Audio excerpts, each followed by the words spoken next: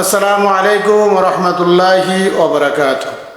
প্রিয় ভাই ও বন্ধুগণ, যারা আমাদের সাথে রয়েছেন দূরে অথবা কাছে, দেশে অথবা প্রবাসে, আপনাদের জন্য রয়েছে আন্তরিক মোবারকবাদ ও শুভেচ্ছা। পবিত্র ঈদুল আজহা চলে আসছে, তাই সকলকে জানাই ঈদ মুবারক।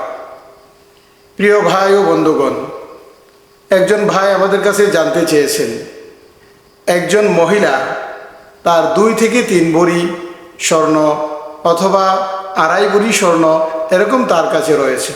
তার কাছে কোনো রূপাও নাই বা গচ্ছিত কোনো টাকা পয়সাও তার কাছে নাই, শুধু 2-3 ভরি বা 2.5 ভরি স্বর্ণ তার কাছে রয়েছে।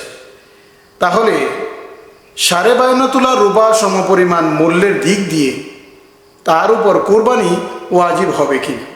আমার ভাই, আমার বন্ধুগণ, যে মহিলার কাছে মাত্র 2 ভরি অথবা 3 ভরি অথবা 2.5 ভরি স্বর্ণ আছে, কিন্তু তার কাছে আর কোনো টাকা নাই, পয়সা নাই, রূপা নাই, আর কিছুই নাই, তাহলে ওই মহিলার উপর কোরবানি ওয়াজিব হবে না। 52.5 তোলা রূপার মূল্য হিসাব করে তার উপর কোরবানি ওয়াজিব হবে না আমার ভাই ও বন্ধুগণ। তাই আসুন আমরা আরেকটি মাসালা জেনে নিই।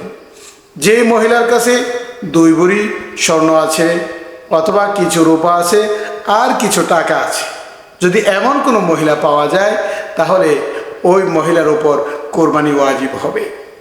ওই মহিলার উপর কোরবানি ওয়াজিব হবে, কারণ তার কিছু রূপাও আছে, কিছু টাকাও আছে এবং 2-3 ভরি স্বর্ণও আছে। যদি এরকম থাকে, তাহলে 52.5 তোলা রূপার মূল্য হিসাব করে যে পরিমাণ অর্থ আসে, ওই পরিমাণ অর্থ যদি ঈদের দিনগুলিতে, কোরবানির দিনগুলিতে ওই মহিলার নিকট থাকে, তাহলে ওই মহিলার ওপরও কোরবানি ওয়াজিব হবে, তাকেও কোরবানি দিতে হবে।